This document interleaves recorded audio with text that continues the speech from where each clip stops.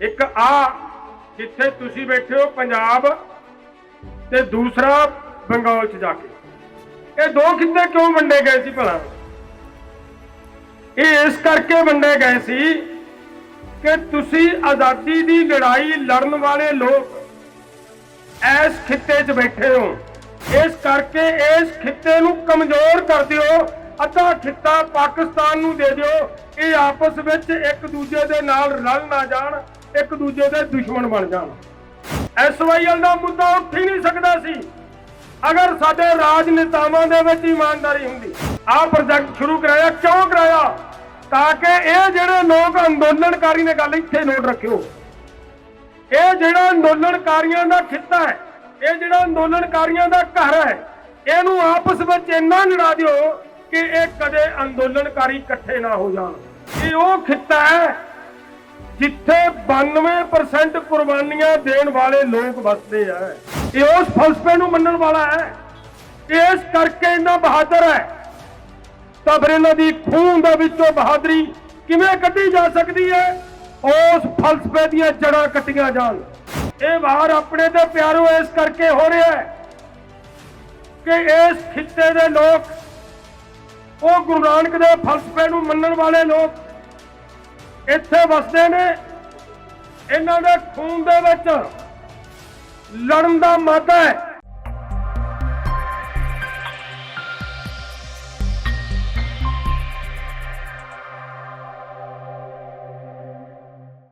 साध संगत जी फतेह प्रवान करो। वाहिगुरू जी का खालसा, वाहिगुरू जी की फतेह। आपां अज जिहड़ी लड़ाई नूं लड़ रहे हैं, जेकर इस लड़ाई नूं समझना होवे, इत्थे जदों मैं आया है, मगरले पासे मुंडे सीगे पत्रकार अपने, काफ़ी सवाल होए उन्होंने कीते। उन्होंने मेरे ते एक सवाल किया, कहंदे जी तुसी तां किसान जथेबंदी वाले हो, अज दे अंदोलन नूं इस नूं तुसी किवें वेखदे हो? देखो दोस्तों, हकीकत नूं अगर समझण दी असी रती भर भी कोशिश कर लईए तां गल इहदे विच भी उही है। आ कोई इहनूं ऐ ना मन के बैठ जाइए कि यह कोई धार्मिक लड़ाई है। नो, धार्मिक लड़ाई नहीं है। असल लड़ाई नूं जदों तुसीं बरीकी च समझोगे तो काफ़ी गल्लां पिक्चर तुहाडे सामने आऊगी, बहुत कुछ। देश आजाद होया अपना, नोट करियो, दो खिते वंडे गए। एक आ जिथे तुसी बैठे हो पंजाब ते दूसरा बंगाल च जाके। ये दो खिते क्यों वंडे गए सी भला? ये इस करके वंडे गए सी कि तुसी आज़ादी दी लड़ाई लड़न वाले लोग इस खिते च बैठे हो, इस करके इस खिते नूं कमजोर कर दिओ। अद्धा खिता पाकिस्तान नूं दे दिओ, ये आपस विच एक दूजे दे नाल रल ना जाण, एक दूजे दे दुश्मन बन जाण। ये सी गल इहदे च। अपने तो बाद दूजे नंबर के उत्ते अगर कोई कुर्बानियां च आया है तो बंगाल आया सी, इसे करके बंगाल नूं वंडिया। इत्थे ही नहीं गल मुक्की, इतों अगे चलियो। जिहड़ा पंजाब सी, वड्डा पंजाब, उस पंजाब नूं किन्ने हिस्सिਆਂ 'च वंडता, इहदी होर शक्ति नूं कमजोर करने की कोशिश की। दो घराणियां ने राजनीति के उत्ते काबज रहने लई SYL का मुद्दा उठाया। मैं अज भरी सभा च एक गल दसनी चाहना, SYL का मुद्दा उठ ही नहीं सकता सी अगर साडे राजनेतावां दे विच ईमानदारी हुंदी। पानी का मुद्दा सी, हरियाणे नूं पानी देना सी, ठीक है, देना बनता है। शारदा जमुना लिंक चैनल की शायद तुहाडे चों बहुत सारे ने गल सुनी होवे या ना सुनी होवे, सुन लियो। शारदा जमुना लिंक चैनल ते कम हो जाता सी, वो बननी सी, ओदा पानी आके यमुना च डिगना सी ते हरियाणे नूं ते राजस्थान दे वड्डे खित्ते नूं पानी मिलना सी ते पंजाब दे 3 जिले उहदे नाल सिंजे जाने सी। वो प्रोजेक्ट रोकिया, आ प्रोजेक्ट शुरू कराया। क्यों कराया? ताकि ये जिहड़े लोग अंदोलनकारी ने, गल इत्थे नोट रखियो, ये जिहड़ा अंदोलनकारियों का खिता है, ये जिहड़ा अंदोलनकारियों का घर है, इहनूं आपस में इन्ना लड़ा दिओ कि ये कदे अंदोलनकारी इकट्ठे ना हो जाण। एक साजिश सी, सानू वंडिया गया, तरह तरह नाल वंडिया गया।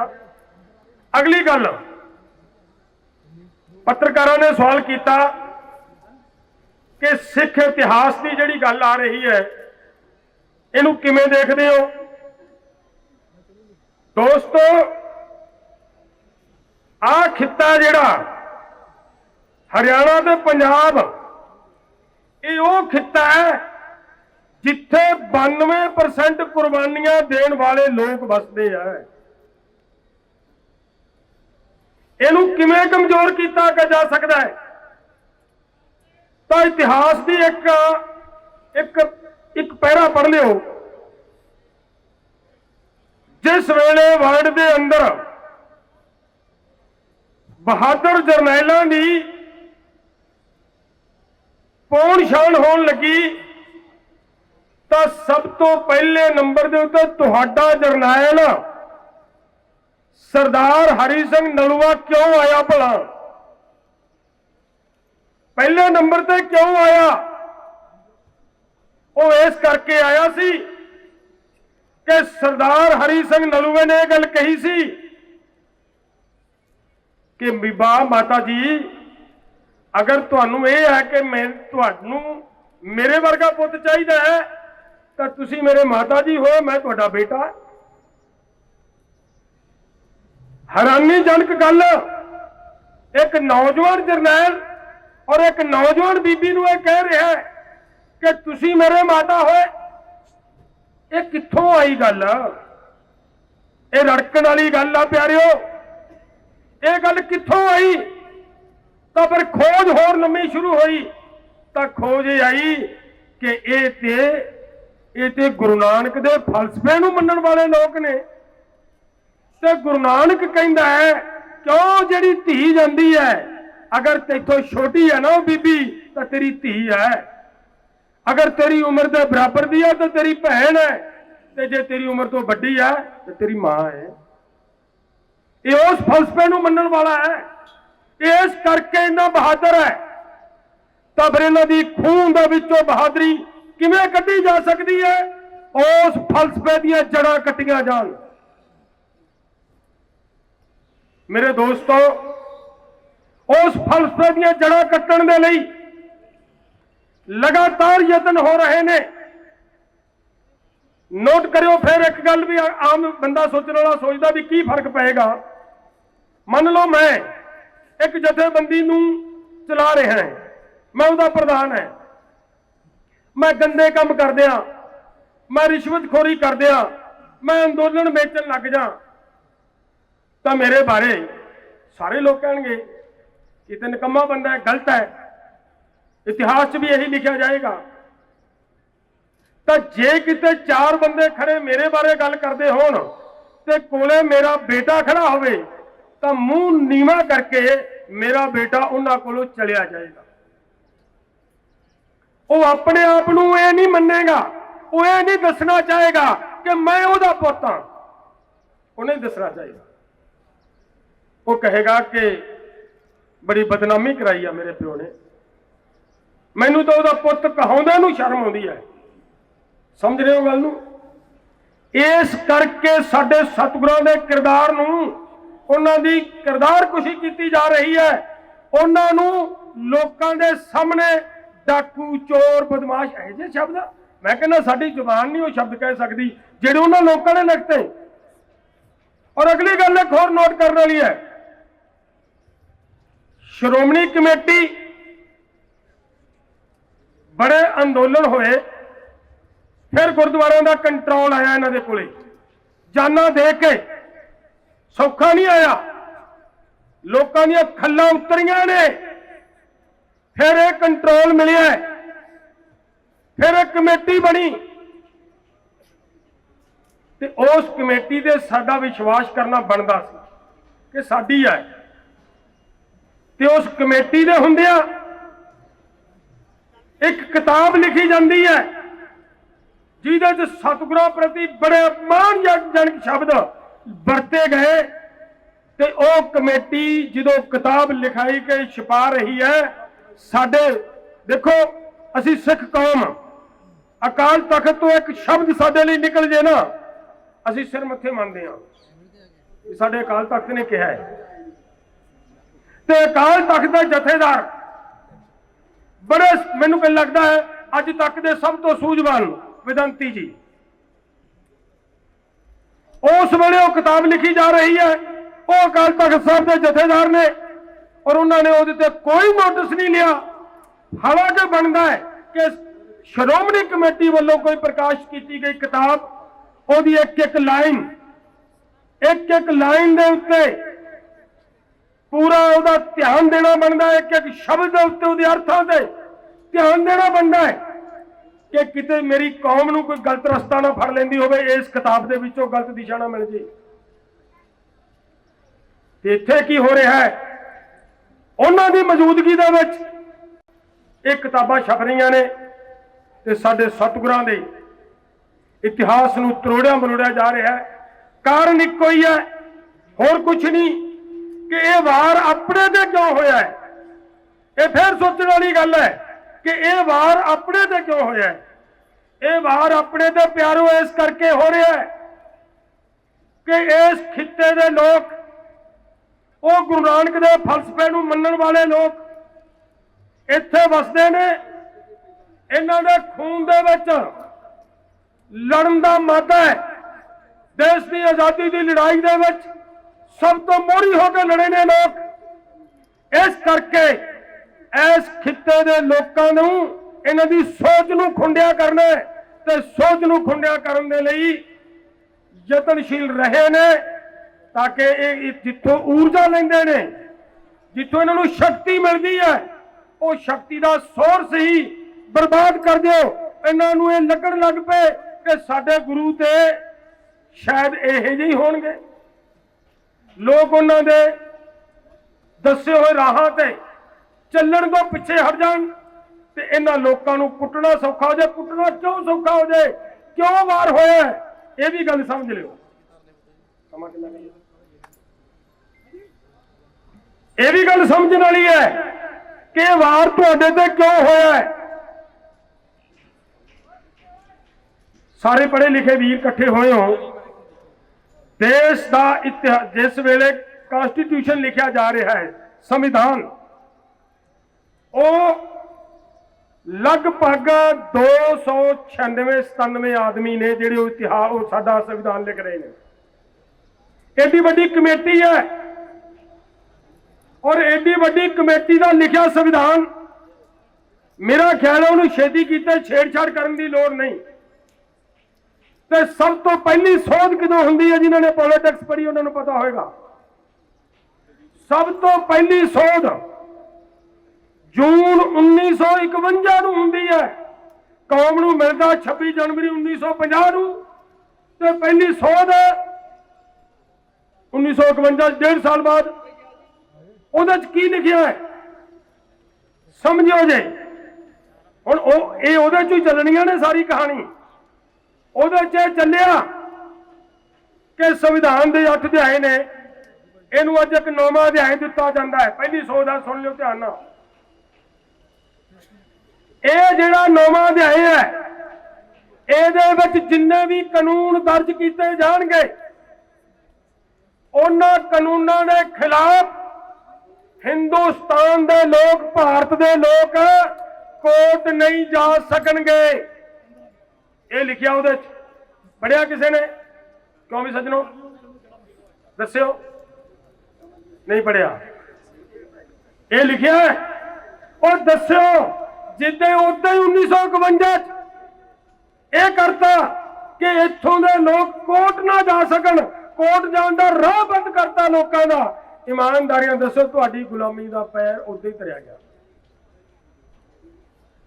अगे जाके 1955 फिर 2 सोधां होंदियां, उन्हां 2 सोधां दे राही तुहाडी एग्रीकल्चर नूं अज जिहड़ी गल इहदे नाल जुड़नी नोट करियो, जिहड़ा अज संविधान नूं तोड़िया जा रहा है। तुहाडी एग्रीकल्चर प्रोड्यूस जिन्ना है उन्हां नूं जरूरी वस्तां दे एक्ट दे थल्ले लिया के और जरूरी वस्तां दे एक्ट नूं उस 9वें अध्याय दे विच फिट करता। लोकां नूं तुहाडीआं फसलां दा रेट 500 रुपया दे दे सरकार, 50 रुपया दे दे सरकार, 5000 दे दे सरकार। लोकां नूं उहदे ते सबर करना पैना, कोर्ट जाके तुसीं भाव नहीं लै सकदे। हुण इहदा मगर इहदा की संबंध है दोवां दा? संविधान नूं तोड़ दे विच इह कुछ लिआउणा और साडे इतिहास दे विच तोड़ मरोड़ करने नाल संबंध की है? क्योंकि आ जिहड़ी धरती है प्यारिओ, आ जिथे तुसीं बैठे हो, हिंदुस्तान की यह धरती, इहदे ते बहुत सारे लोग जिहड़े तुसीं बाहर घूमदे हो, तुसीं नोट करियो जे मेरी कही गल नूं कि इहो जिहियां रुत्तां सारे वर्ल्ड दे विच मिलदियां किते? क्यों भी दोस्तों जिहड़े किते बाहर गए दस्सियो, नहीं मिलदियां। इहो जिहा उत्पादन, इहो जिहियां फसलां मिलदियां किते? नहीं मिलदियां। जो कुछ मिलता वो इत्थों मिलता है। उन्हां दी अख इहदे ते कब्जा करन दी है ते सोचिया सी कि जिस दिन इन्हां ते कब्जा करना है वो दिन जदों लैके आउणा है, जमीनां दे मालक ने लोग इन्हां तों लैणीआं ते किवें लैणीआं?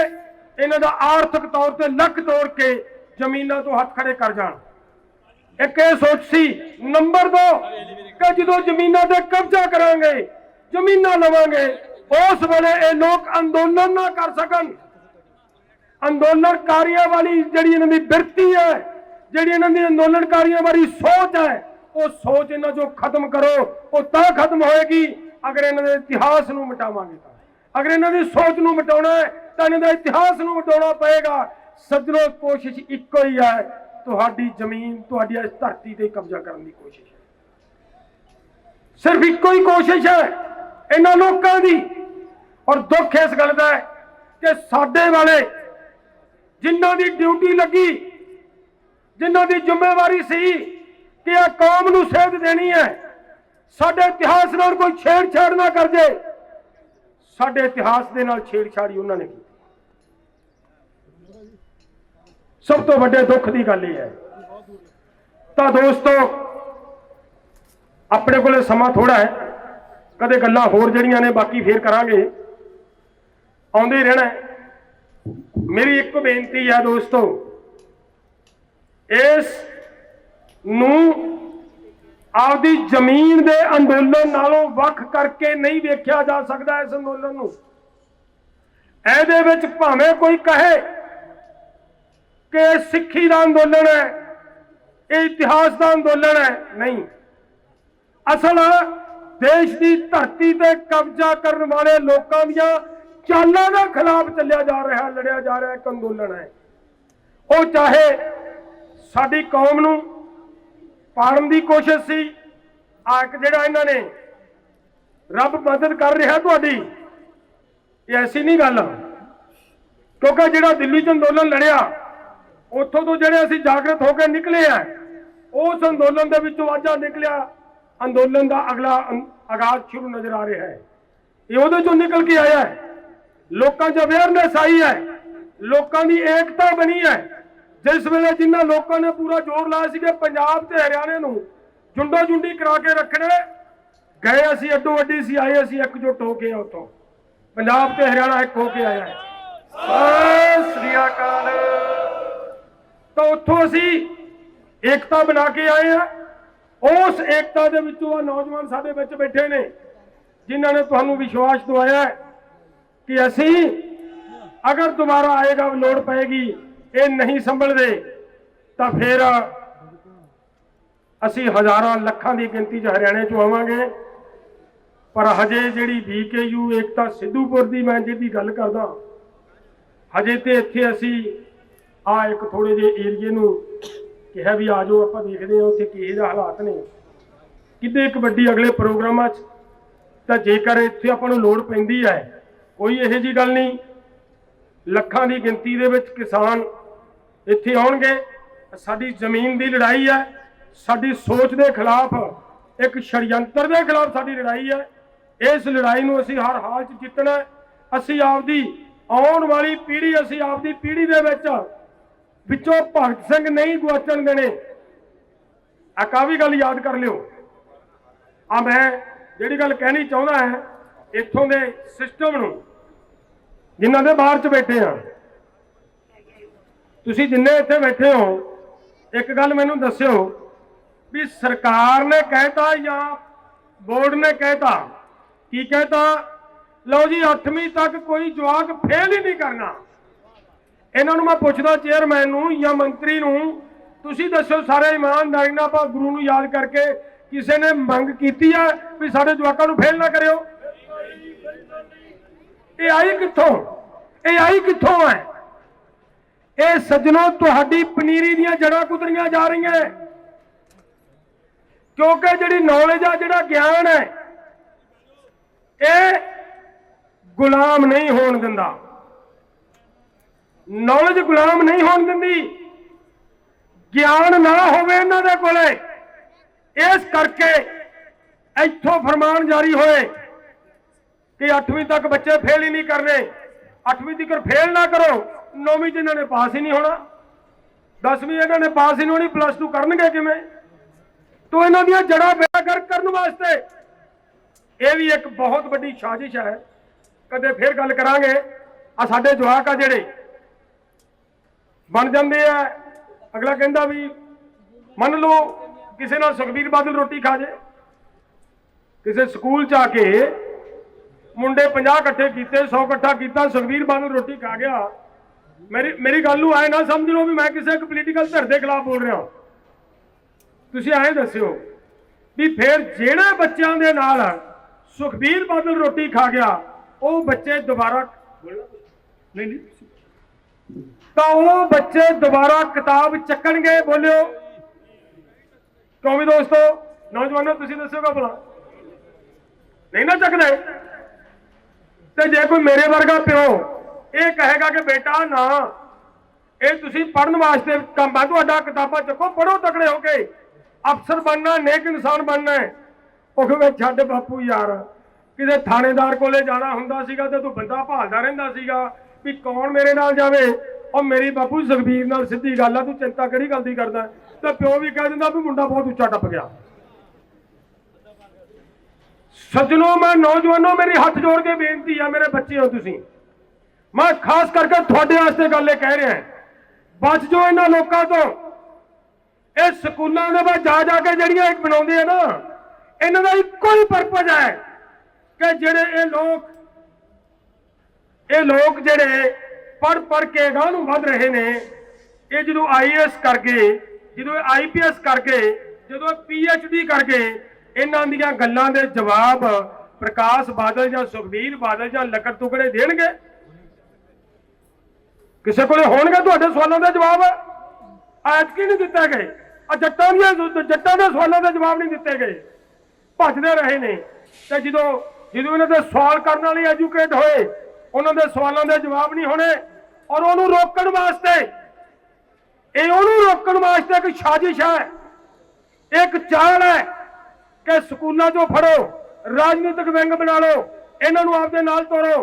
थोड़े समय के बाद 2 बारी सुखबीर बादल चाह पी गया, 4 रोटी खा गया, एक बारी फिर मीटिंग कर गया, तो फिर थोड़े समय बाद भावें कल सुखबीर बादल का वार 2-3 बारी ना लिया कि ऐ ना लगे बंदियां नूं कि मैं कांग्रेसी ना होवां।